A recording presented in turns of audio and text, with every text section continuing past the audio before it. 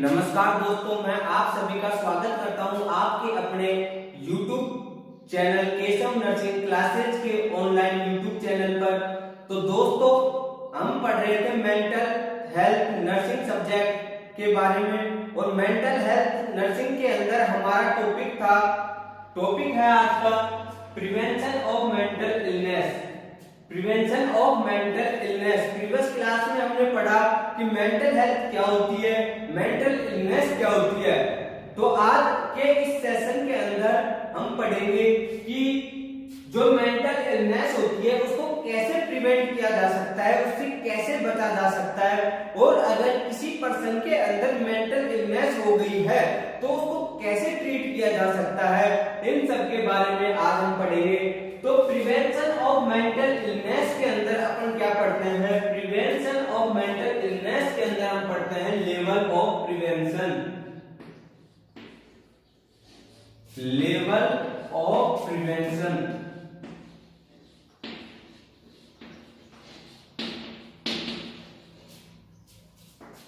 तो फ्रेंड्स, जो prevention of mental illness है इसके अंदर हम पढ़ते हैं लेवल ऑफ प्रिवेंशन। तो एक साइकेट्रिस्ट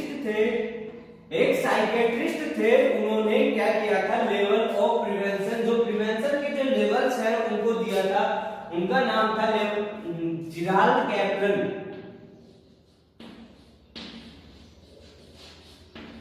जेराल्ड कैप्लन। जिस साइकेट्रिस्ट ने लेवल ऑफ प्रिवेंशन दिए थे उनका नाम था जेराल्ड कैप्लन, और कब दिया था इन्होंने? 1960 के अंदर, 1960 के अंदर इन्होंने लेवल ऑफ प्रिवेंशन दिया था। दोस्तों, इन दोनों को ये साइकेट्रिस्ट का नाम और कब दिया इनको याद रखना। कई बार यहाँ से क्वेश्चन पुटअप कर दिया जाता है कंपटीशन एग्जाम के अंदर। तो इसके अलावा अब हम बात करें कि लेवल ऑफ प्रिवेंशन, तो जेराल्ड कैप्लन ने बताया था उन मेथड्स के बारे में कि कैसे मेंटल इलनेस जो होती है उससे कैसे बचा जा सकता है, और अगर मेंटल इलनेस हो गई है तो उससे कैसे ट्रीट किया जा सकता है। तो लेवल ऑफ प्रिवेंशन के अंदर 3 लेवल्स हैं: प्राइमरी लेवल, सेकेंडरी और टर्शरी प्रिवेंशन। तो अब हमारा फर्स्ट वन है प्राइमरी प्रिवेंशन।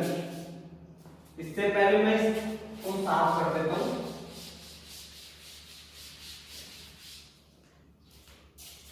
फर्स्ट वन है हमारा लेवल ऑफ प्रिवेंशन के अंदर प्राइमरी प्रिवेंशन।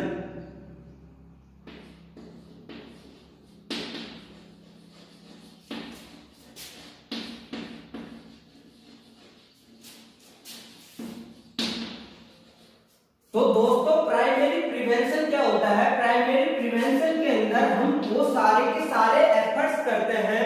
प्राइमरी प्रिवेंशन के अंदर हम सारे के सारे वो एफर्ट्स करते हैं जो किसी भी पर्सन को डिजीज होने से पहले उस डिजीज से बचाने के लिए, मेंटल इलनेस से बचाने के लिए जो एफर्ट्स किए जाते हैं उसको बोलते हैं प्राइमरी प्रिवेंशन। यानी कि किसी पर्सन के अंदर मेंटल इलनेस अकर नहीं हो, उसकी अकरेंस को कम करने के लिए जो एफर्ट्स किए जाते हैं वो आते हैं प्राइमरी प्रिवेंशन के अंदर। Primary prevention is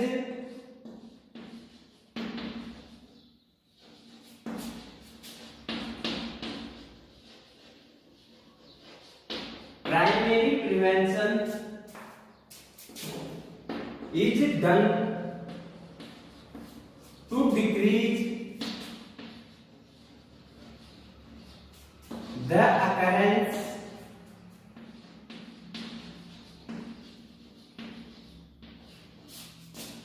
of mental illness.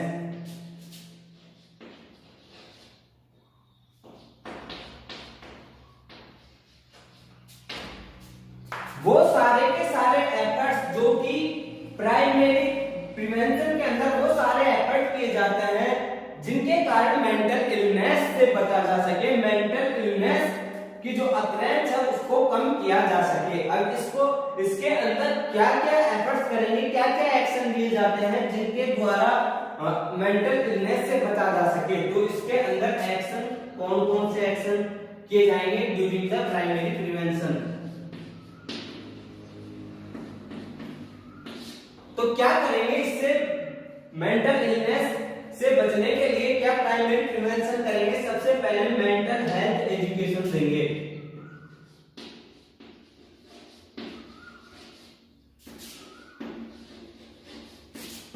Mental health education. तो दोस्तों मेंटल हेल्थ एजुकेशन क्या है? मेंटल हेल्थ एजुकेशन के अंदर हम लोगों को बताएंगे कि कैसे एक मेंटल इलनेस से, कैसे एक साइकेट्रिक डिजीज से कैसे बचा जा सकता है। कि हम लोगों को बताएंगे कि भाई आप स्ट्रेस लेंगे तो आपको डिप्रेशन होगा, ये होगा, इसकी वजह से आपको साइकेट्रिक प्रॉब्लम अकर हो सकती है। तो ये हम क्या करेंगे, मेंटल हेल्थ एजुकेशन जो है वो देंगे लोगों को, मेंटल हेल्थ एजुकेशन। इसके अलावा इंटरवेंशन करेंगे, किसी फैमिली के अंदर लड़ाई झगड़े होते हैं तो हम क्या करेंगे, उसको जो प्रॉब्लम है उसको सोल्व करेंगे ताकि लड़ाई झगड़े नहीं हो, यानी कि क्राइसिस का इंटरवेंशन करेंगे, जिससे क्या होगा, वो भी अगर लड़ाई झगड़े होंगे तो क्या कॉज करेगा, मेंटल इलनेस। तो intervention of family crisis.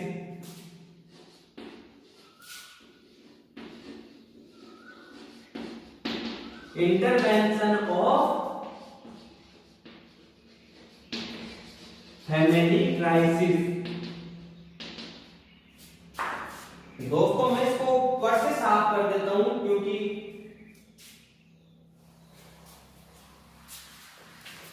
Space नहीं बचा हमारे पास।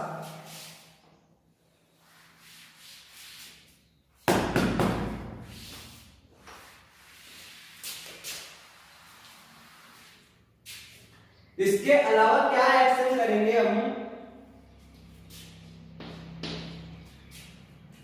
कि जो कोई स्कूल गोइंग चिल्ड्रन है तो उसको स्कूल से रिलेटेड कोई प्रॉब्लम हो सकती है तो उसका इंटरवेंशन करेंगे।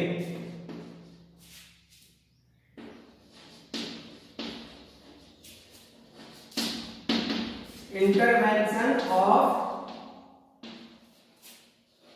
स्कूल गोइंग चिल्ड्रन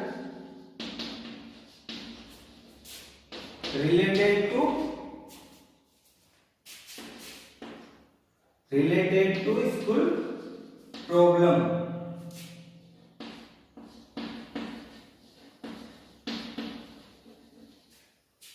इसके अलावा अगर किसी पर्सन को मेंटल इलनेस से बचाना है तो उसकी काउंसलिंग करेंगे।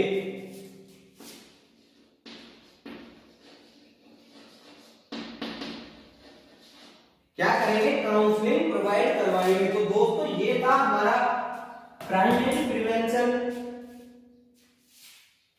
ये था हमारा प्राइमरी प्रिवेंशन जो मेंटल इलनेस को बचाने के लिए किया जाता है। अब इसके बाद हम देखेंगे सेकेंडरी प्रिवेंशन। तो दोस्तों सेकेंडरी प्रिवेंशन क्या होता है, एक मिनट इसको साफ कर दूं।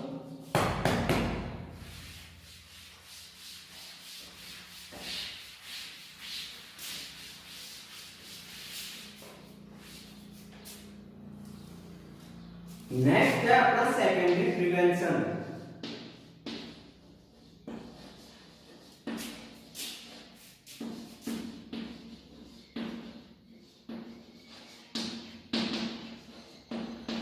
सेकेंडरी प्रिवेंशन क्या होता है, जैसे कि हमने प्राइमरी प्रिवेंशन किया लेकिन उसके बाद भी अगर किसी पर्सन को डिजीज हो ही जाती है, मेंटल इलनेस अगर हो जाती है तो हमको पता चला कि इस पर्सन को, माना कि मेरे को मेंटल इलनेस हो गई, तो उसके बाद जो ट्रीटमेंट प्रोवाइड करवाएंगे वो आता है सेकेंडरी प्रिवेंशन के अंदर। किसी पर्सन के अंदर जो मेंटल इलनेस अगर हो जाती है उसके बाद में जो उसका मैनेजमेंट करेंगे, जो ट्रीटमेंट प्रोवाइड करवाएंगे उसको, उस मेंटल इलनेस को ट्रीट करने के लिए वो होगा secondary prevention. Secondary prevention is done to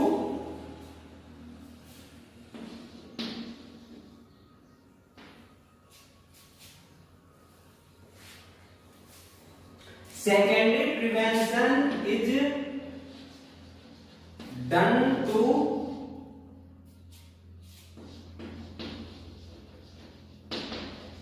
provide the treatment done to provide the treatment and reduce the duration of illness and reduce the duration of illness। इसके अंदर क्या करते हैं दोस्तों, मेंटल इलनेस के बाद में ट्रीटमेंट प्रोवाइड करवाते हैं और इलनेस जो है, मेंटल इलनेस जो है उसके ड्यूरेशन को रिड्यूस करते हैं, यानी कि जल्दी से जल्दी वो कैसे ट्रीट हो। इसके अलावा इसके अंदर कैसे ट्रीट करते हैं, क्या क्या एक्शन करते हैं, तो एक्शन की बात करें दोस्तों तो इसमें सबसे पहले क्या करेंगे कि कोई मेंटल इलनेस अगर हो रही है तो उसका पता लगाएंगे, यानी कि check the symptoms of mental illness, check the या identify the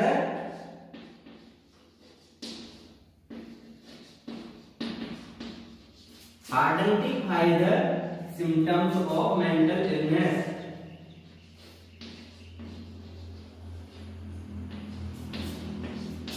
symptoms of mental illness।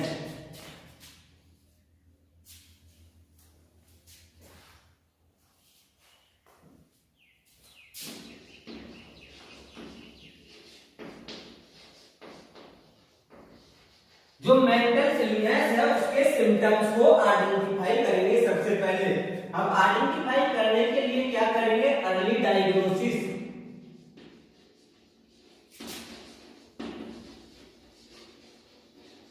Early diagnosis and case finding.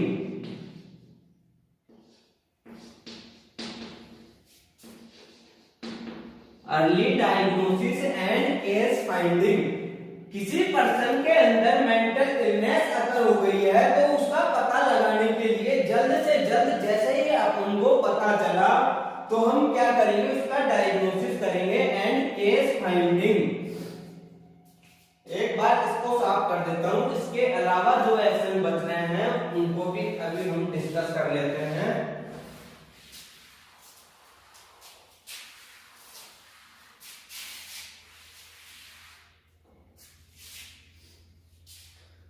Early diagnosis कर लिया, केस फाइंडिंग हो गई कि पर्सन को मेंटल इलनेस है, तो उसके बाद क्या एक्शन करेंगे कि या अगर हमारे पास ट्रीटमेंट अवेलेबल है उस मेंटल इलनेस का तो हम उस पर्सन को क्या करवाएंगे, ट्रीटमेंट प्रोवाइड करवाएंगे, अदरवाइज क्या कर देंगे, उसको रेफर कर देंगे आगे किसी दूसरे हॉस्पिटल में या दूसरी मेडिकल फैसिलिटीज के पास में। Referral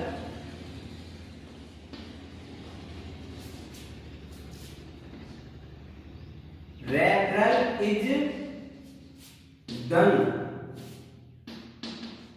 if required।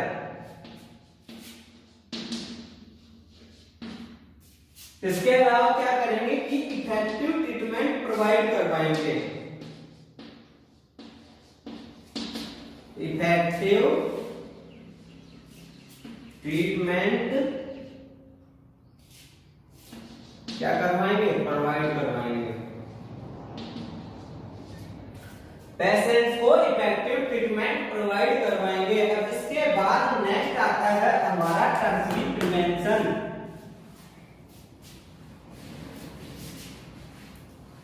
Primary prevention में तो क्या था कि किसी पर्सन को मेंटल इलनेस हुई नहीं है लेकिन हम ये चाहते हैं कि उसको आगे भी किसी प्रकार की मेंटल इलनेस नहीं हो, तो हम क्या चाहते हैं कि पर्सन को किसी प्रकार की फ्यूचर में भी किसी प्रकार की मेंटल इलनेस नहीं हो, तो उसके लिए जितने भी एफर्ट्स किए जाएंगे वो आता है दोस्तों प्राइमरी प्रिवेंशन के अंदर। और सेकेंडरी प्रिवेंशन के अंदर क्या आता है कि सेकेंडरी प्रिवेंशन के अंदर किसी पेशेंट को मेंटल इलनेस हो गई तो उसके बाद में जो ट्रीटमेंट प्रोवाइड करवाते हैं वो आता है किसके अंदर, सेकेंडरी प्रिवेंशन के अंदर। अब नेक्स्ट आता है हमारे पास टर्शियरी प्रिवेंशन। Tertiary prevention.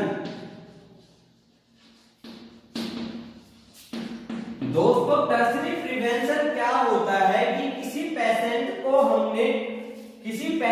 को माना कि मेंटल इलनेस हो गई, तो उस मेंटल इलनेस का हमने सेकेंडरी प्रिवेंशन कर दिया, यानी कि उसको ट्रीट कर दिया, ट्रीटमेंट प्रोवाइड करवा दिया। लेकिन क्या होता है कि कभी कभी उसके सिम्टम्स शेष रह जाता है। डिजीज तो ट्रीट हो गई लेकिन उसके सिम्टम्स रह गए पेशेंट के अंदर, तो उन सिम्टम्स को रिलीव करने के लिए, डिक्रीज करने के लिए क्या किया जाता है? Tertiary prevention. Tertiary prevention is done to decrease the impairment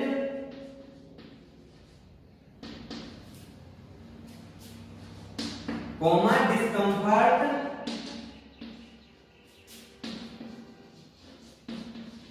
of the mental illness।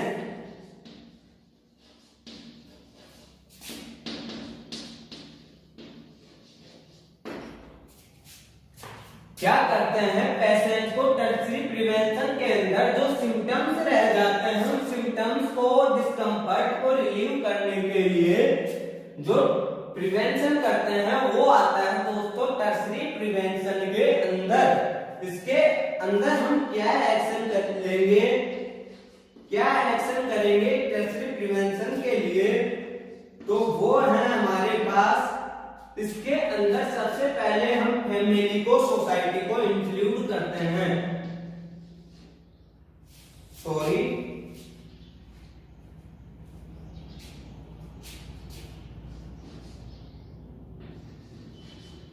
include the family and society। include the family and society। इसके अलावा क्या करेंगे? हेल्थ एजुकेशन देंगे पेशेंट्स को।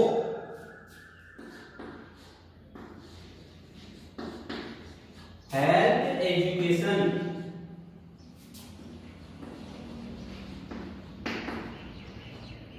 हेल्थ एजुकेशन दे दी। इसके अलावा अगर उनके परिवार में कोई लड़ाई झगड़ा होता है तो यानी कि क्राइसिस इंटरवेंशन करेंगे। क्राइसिस इंटरवेंशन,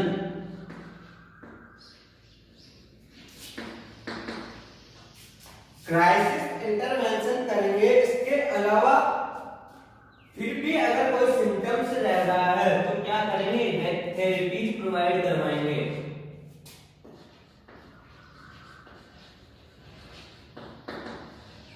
क्या प्रोवाइड करवाएंगे दोस्तों? थेरेपीज। ये था हमारा प्रिवेंशन ऑफ मेंटल इलनेस। अब जो नेक्स्ट टॉपिक हम डिस्कस करेंगे वो है हमारा नर्स पेशेंट रिलेशनशिप या नर्स क्लाइंट रिलेशनशिप।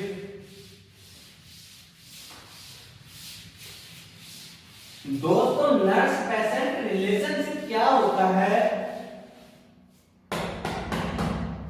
एक नर्स और पेशेंट के बीच में जो रिलेशनशिप होता है, जो बॉन्डिंग होती है, उसको बोला जाता है नर्स पेशेंट रिलेशनशिप। इसके कौन कौन से फेजेस हैं उन सब के बारे में अभी हम डिस्कस करेंगे।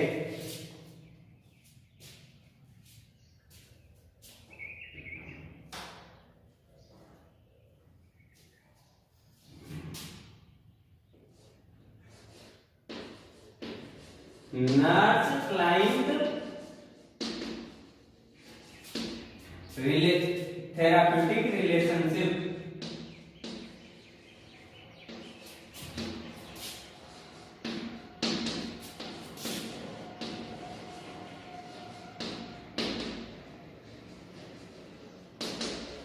जो नर्स और क्लाइंट के बीच में जो रिलेशनशिप होता है कौन सा होता है दोस्तों? Therapeutic relationship.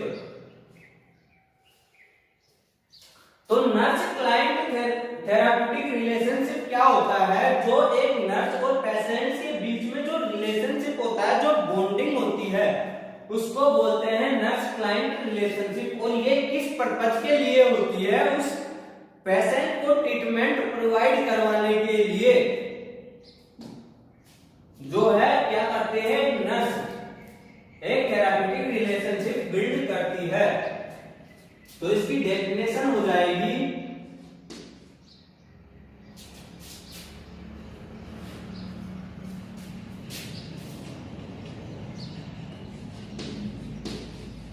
Nurse patient therapeutic relationship, nurse patient therapeutic relationship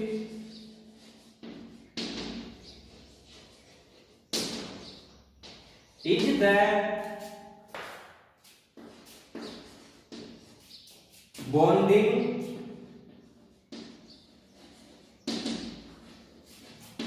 between the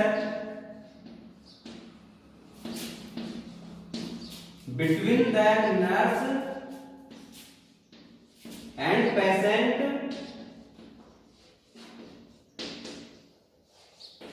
for the purpose of treatment, for the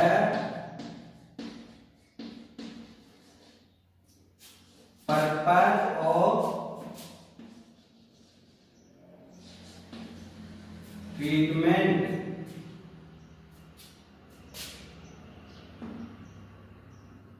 of illness।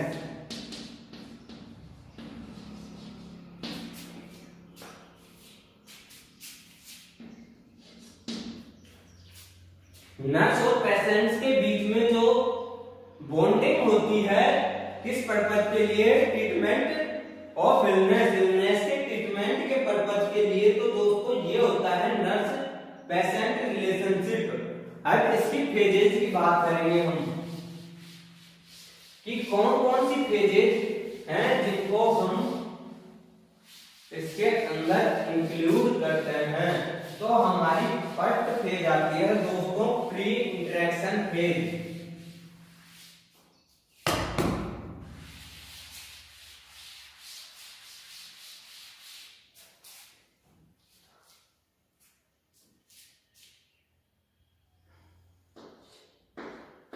हमारी फर्स्ट फेज आती है प्री इंटरेक्शन फेज।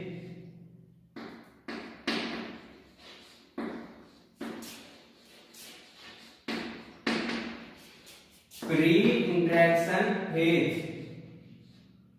और प्री इंटरेक्शन फेज क्या होती है दोस्तों, तो प्री इंटरेक्शन फेज जो होती है ये उस टाइम पे स्टार्ट होती है जब नर्स और क्लाइंट एक दूसरे के कांटेक्ट में आते हैं। फर्स्ट कांटेक्ट के टाइम पे जो फेज स्टार्ट होती है उसको बोलते हैं pre interaction phase. Pre interaction phase starts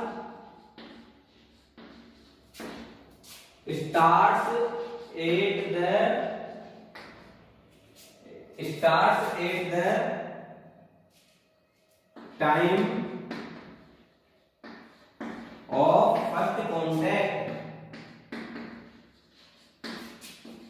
first contact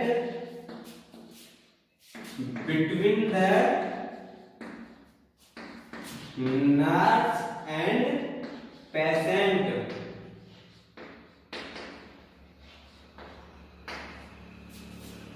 pre interaction phase क्या होती है दोस्तों, जो नर्स और पेशेंट के फर्स्ट टाइम कांटेक्ट के टाइम जो फेज स्टार्ट होती है उसको बोलते हैं प्री इंटरेक्शन फेज। जो दूसरी फेज आती है हमारे पास वो है orientation phase.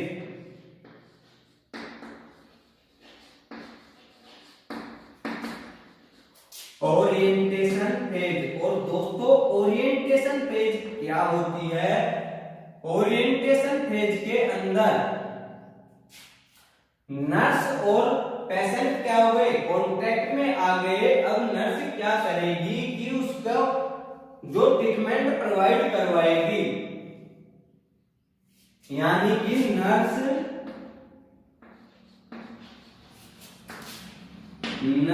Meet to the patient, nurse meet to the patient and establish the goal, provide the treatment, meet to the patient and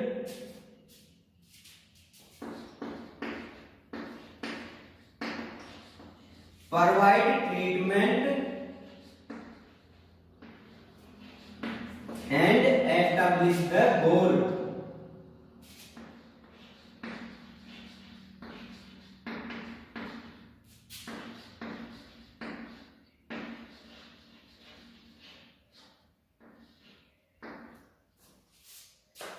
अब तीसरा पेज आता है हमारे पास वर्किंग पेज।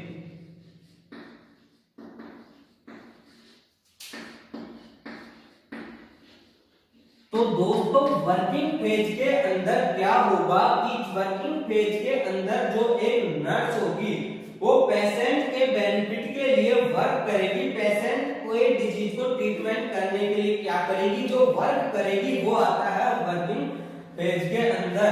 वर्किंग पेज में क्या होता है, in the working page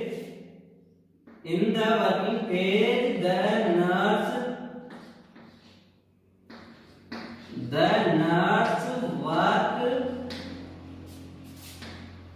for the client's benefit,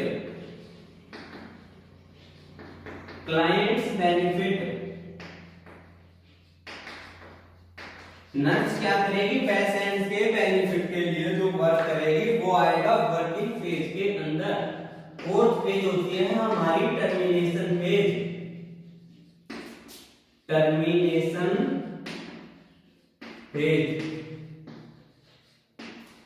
और दोस्तों टर्मिनेशन पेज क्या होती है कि नर्स प्री इंटरेक्शन पेज में नर्स पेशेंट कांटेक्ट में आ गए, उसके बाद ओरिएंटेशन पेज में एस्टैब्लिश गोल को एस्टैब्लिश करने के लिए नर्स ने ट्रीटमेंट प्रोवाइड करवाया।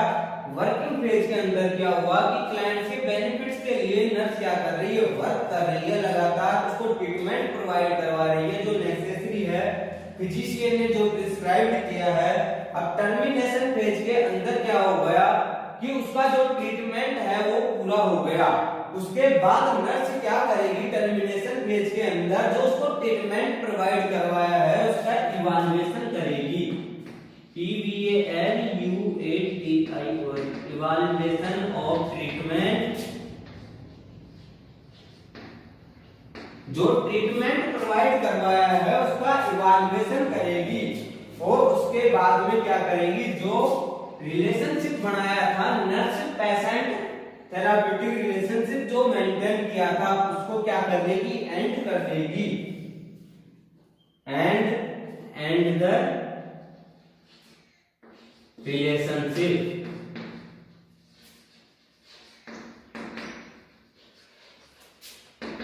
क्या कर लेगी, रिलेशनशिप को एंड कर लेगी। तो दोस्तों आज का ये था छोटे दो टॉपिक थे हमारे पास, prevention of mental illness and nurse client therapeutic relationship. तो आज की हमारी क्लास को यही एंड करते हैं, मिलते हैं नेक्स्ट क्लास में।